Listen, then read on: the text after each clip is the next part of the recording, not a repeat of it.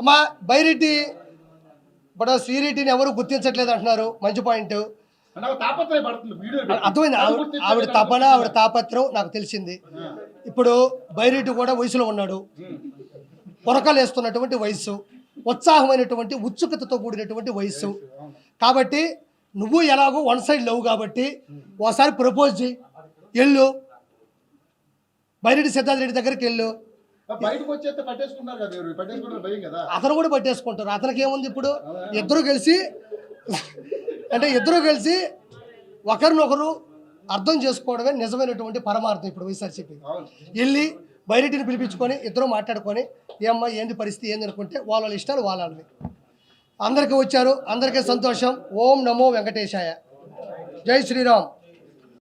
Media మిత్రులకు అందరికీ కూడా ముందుగా నా హృదయపూర్వక నమస్కారాలు. అలాగే ఈ కార్యక్రమంలో పాల్గొనడానికి ఇచ్చేసినటువంటి నియోజకవర్గ సీనియర్ నాయకులకు, మాజీ శాసనసభ్యులకు, లబ్బి వెంకటస్వామి గారికి, యువ నాయకులు చంద్రమౌళి గారికి, అలాగే జెడ్పీటీసీలకు అందరికీ కూడా నా హృదయపూర్వక నమస్కారాలు తెలియజేసుకుంటున్నాను. అలాగే ఈరోజు రాష్ట్రంలో నూతనంగా ప్రభుత్వాన్ని ఏర్పాటు చేయబోతున్నటువంటి కూటమి ప్రభుత్వానికి కూడా యువజన విభాగం తరఫున, వైఎస్ఆర్ కాంగ్రెస్ పార్టీ యువజన విభాగం తరఫున కూడా నేను శుభాకాంక్షలు తెలియజేసుకుంటూ, అదే రకంగా ఈరోజు నందికొట్కూరు నియోజకవర్గంలో దాదాపుగా వైఎస్ఆర్ కాంగ్రెస్ పార్టీకి 80,000 ఓట్లు పడడం జరిగింది. ఆ 80,000 ఓట్లు వేసి వైఎస్ఆర్ కాంగ్రెస్ పార్టీకి మద్దతు తెలిపిన ప్రతి ఒక్క ఓటర్కు కూడా ముందుగా నా ప్రత్యేక ధన్యవాదాలు, కృతజ్ఞతలు కూడా నేను తెలియజేసుకుంటున్నాను.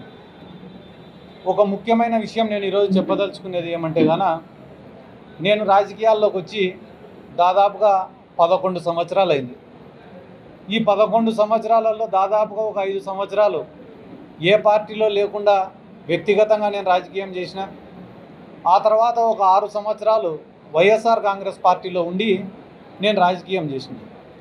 ఈ 11 సంవత్సరాలలో ఏ రోజైనా కూడా సొంత డబ్బు ఖర్చు పెట్టుకొని నేను రాజకీయం చేసినానే తప్ప ఏ రోజు రాజకీయాన్ని అడ్డం పెట్టుకొని 1 రూపాయిని ఇంటికి తీసుకొని పోయినది కూడా లేదు. ఎందుకు నేను మీకు అందరికీ ఈ మాట చెప్తున్నానంటే, నిజాయితీగా పనిచేసినాం తప్ప ఏ రోజు కూడా రాజకీయం నుండి ఏం ఆశించి రాజకీయం చేయలే. ప్రజల ప్రేమ కోరుకున్నాం, ప్రజల అభిమానం కోరుకున్నాం, ప్రజలు మమ్మల్ని ఇష్టపడాలని కోరుకొని రాజకీయం చేసినామే తప్ప ప్రజల నుంచి ఏం ఆశించి లేదా రాజకీయాల నుండి ఏం ఆశించి మేము రాజకీయం చేయలే. కాబట్టి రాజకీయాలలో గెలుపోటములు అనేటివి సర్వసాధారణం, సహజం. గెలిచిన రోజు పొంగిపోలేదు, ఈరోజు కుంగిపోయే ప్రసక్తి కూడా లేదు. కానీ ఈరోజు నందికొట్కూరు నియోజక ప్రజలందరికీ నేను చెప్పాలనుకునే విషయం ఏమంటే, నాకు ఈరోజు రాష్ట్రంలో ఇంత గుర్తింపు వచ్చిందంటే దానికి కారణం 3. ఒకటి నందికొట్కూరు నియోజకవర్గ ప్రజలు, ఇక్కడ ఉండేటటువంటి నాయకులు. రెండోది వైఎస్ జగన్మోహన్ రెడ్డి గారు. మూడోది వైఎస్ఆర్ కాంగ్రెస్ పార్టీ.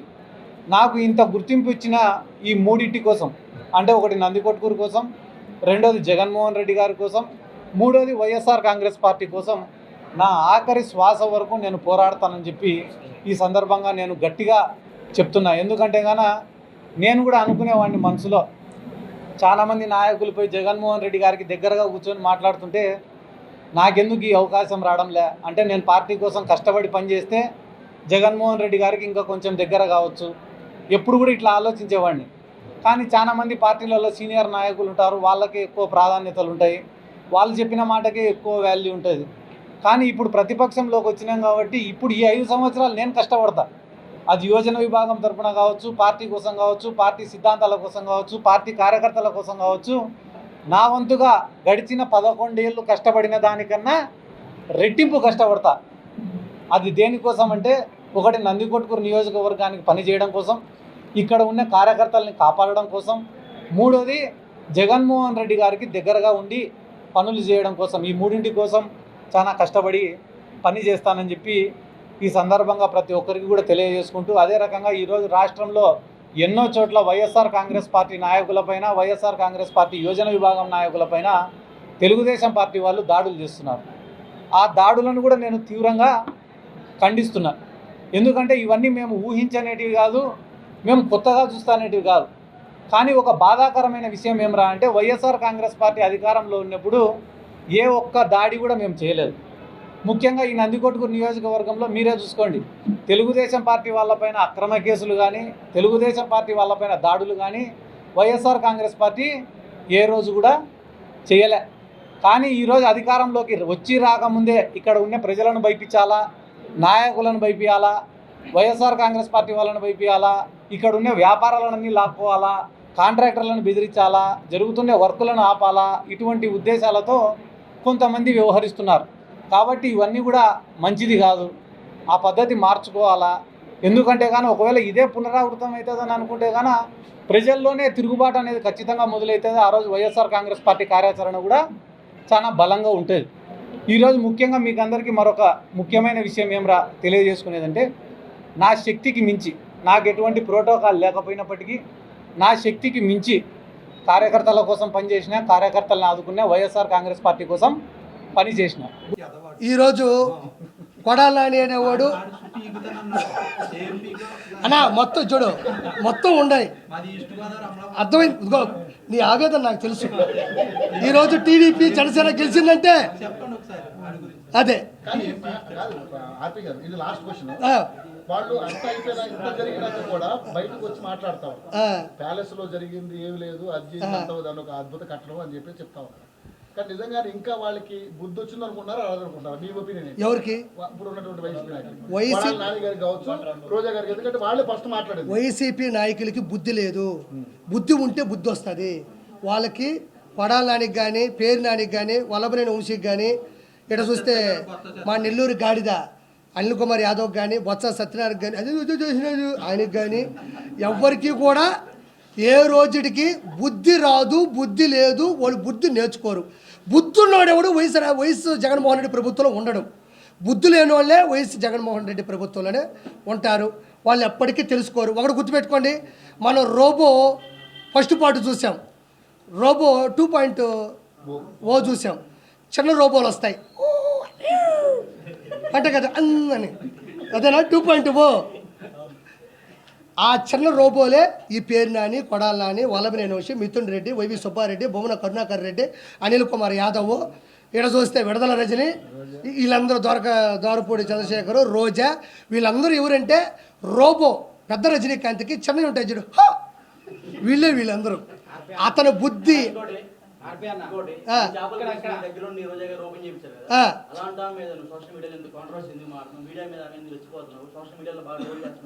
మంచి మాట అడిగావు. నేను చెప్దాం అనుకున్నా, మర్చిపోయావు, నువ్వు గుర్తు చేసావు, నీకు సంత ధన్యవాదాలు. సరే ఒక మాట చెప్తా, చెప్తా వస్తున్నా. ఇక్కడ చాలా రేట్లు ఉన్నారు. ఒక పాయింట్ అన్నా వాడు చెప్తా, గుర్తుపెట్టుకోండి. శైలేష్ అన్న ఒక పాయింట్ చెప్తున్నా. ఆర్కే రోజాని నేను రోజమ్మ అన్న సందర్భాలు ఉన్నాయి, రోజా మేడం అన్నాను. నేను చాలా సందర్భాల్లో పొగిడాను. ఎక్కడి వరకు జడ్జిమెంట్ నుంచి, మా షోకాడి నుంచి ఆవిడ ఉన్నటువంటి సింప్లిసిటీ వరకే నేను బతికిన పరిధిలో నాకు అవసరం. నేను మనసు నా రాష్ట్రాన్ని సర్వనాశనం చేస్తున్నారు, అందులో రోజా కూడా ఒక భాగం అయిపోయింది అని నేను తెలిసినప్పుడు, నేను రాజకీయాల్లోకి వచ్చినప్పుడు, రాజకీయాల్లోకి వస్తే అటాక్ చేయాలి, తిట్టాలనే పద్ధతి కాదు. ఆవిడ తప్పు చేసింది కాబట్టి చిన్న ఆర్టిస్టులు, చిన్న చితక ఆర్టిస్టులు. నేను ఈరోజు ఒక మాట చెప్తా ఉండా, ఈరోజు ఆవిడ జడ్జిమెంట్కి వచ్చి డబ్బులు తీసుకుంది, టీం లీడర్గా నేను డబ్బులు తీసుకుని, ఆవిడ పని ఆవిడ చేసింది, నా పని నేను చేశాను. ఎక్కడే వాడు స్వచ్ఛందంగా వచ్చే అయ్యో ఆర్పీ వచ్చాడు స్కిట్ చేస్తున్నాను, నేను పొగడాలా, వాడిని నేను నిలబెట్టాలని ఎవడు రారు. నేనేమో రోజా గారు వచ్చారు, ఆవిడ జడ్జిగా నిలబడాలని నేనేమో ఊరికే స్కిట్లు చేయలే. ఎవరు డబ్బులు వాళ్ళు తీసుకున్న, ప్రొడ్యూసర్ కూడా సంపాదించుకున్నాడు. ఎవరి పని వాడిది, ఆడితే ఒక వ్యాపారం. వాళ్ళు డబ్బులు పెట్టుకొని ఎవరైతే ఛానల్స్ పెట్టుకున్నారో, ఛానల్స్ తీసుకున్నారో వాళ్ళు ఆనందంలో వాళ్ళు డబ్బులు పెట్టారు, వాళ్ళు బతికారు. నేను ఎవరైనా వాడు చెప్తున్నా, ఈరోజు చిరంజీవి గారు మంత్రి అయిన తర్వాత చీర పెట్టి, కడుపు నిండా అన్నం పెట్టి, ఆ రోజంతా ఆవిడని సంతోషపెట్టి, సంతోషం అమ్మా, ఒక ఆడపిల్ల ఉండి, ఒక హీరోయిన్ ఉండి, నా కొలీగ్ ఉండి, నువ్వు ఈరోజు మంత్రి పదవి వచ్చిందని పైన ఆయన చీర పెట్టి, కడుపు నిండా అన్నం పెట్టి, సరదాగా ఇంట్లో కాస్త కూర్చోబెట్టి పంపించిన పక్క రోజే ఈ రోజా పవన్ కళ్యాణ్ పట్టుకొని తిట్టలేదా? పవన్ కళ్యాణ్ గారిని ఆవిడికి సిగ్గు లేదా? అలాంటప్పుడు చిరంజీవి గారిని పట్టుకొని తిట్టలేదా? నాగబాబు గారిని పట్టుకొని తిట్టలేదా? ఏ రోజు తిట్టలేదా? అదే రోజా, ఆర్కే రోజా చిరంజీవి గారితో ఎన్ని సినిమాలు హీరోయిన్గా చేయలేదు? ఎన్నిసార్లు వాళ్ళు కలిసి భోంచేస్తుంటారు, ఎన్నిసార్లు వాళ్ళు సీన్లు డైలాగులు ఇద్దరు కలిసి మాట్లాడుకొని ఉంటారు, ఎన్నిసార్లు ఒకరినొకరు ప్రోత్సహించుకొని ఉంటారు. ఈవెన్ బాలయ్య బాలయ్యబాబు గారిని పెట్టుకుని ఎన్ని తిట్లు తిట్టలేదు. బాలయ్యబాబు గారు ఎన్ని సినిమాలు చేయలేదు. ఒకసారి వికీపీడియా కొట్టి చూడండి. వాళ్ళు ఏ పాపం చేశాను తిట్టా, నువ్వన్నా పాపం చేసావు, ఏ పుణ్యము చేయలే. 3,000 కోట్ల రూపాయలు నగిరి ప్రజల మీద సంపాదించావు. కాబట్టి నేను ప్రశ్నించా. నీకు దమ్ముంటే నన్ను ప్రశ్నించు. ఎవరిని తిట్టకూడదు. నేను ఒకటే మాట చెప్తున్నా, నువ్వు జడ్జి చేసినంత మాత్రానో, నువ్వు నాకు దగ్గరైనంత మాత్రానో నువ్వు రోడ్లకి పోతే ప్రశ్నించకూడదా? నువ్వు జడ్జి అయినంత మాత్రానో, నాకు దగ్గరైనంత మాత్రానో గంజాయి అమ్ముతుంటే ప్రశ్నించకూడదా? నువ్వు జడ్జిమెంట్ ఇచ్చినంత మాత్రానో, నాకు దగ్గరైనంత మాత్రానో నువ్వు బూతులు నాయకుల్ని తిడతా ఉంటే నేను ప్రశ్నించకూడదా? నువ్వు జడ్జి అయినంత మాత్రానో, నాకు దగ్గరైనంత మాత్రానో నగిరి అభివృద్ధిని పూర్తిగా సున్నా చేస్తే నేను ప్రశ్నించకూడదా? నాకు దగ్గరైనంత మాత్రాన నువ్వు ఏది చేస్తున్నా సరే ఏ రోజు జీవితంలో ఆ రోజు కలిసి భోంచేసా కదా, ఆ తర్వాత జరిగే యదవ పనులకి ఈ ఒక్కరోజు తలుచుకుంటే రాష్ట్రాలు కాదు రాజధానులు కూలిపోతాయి.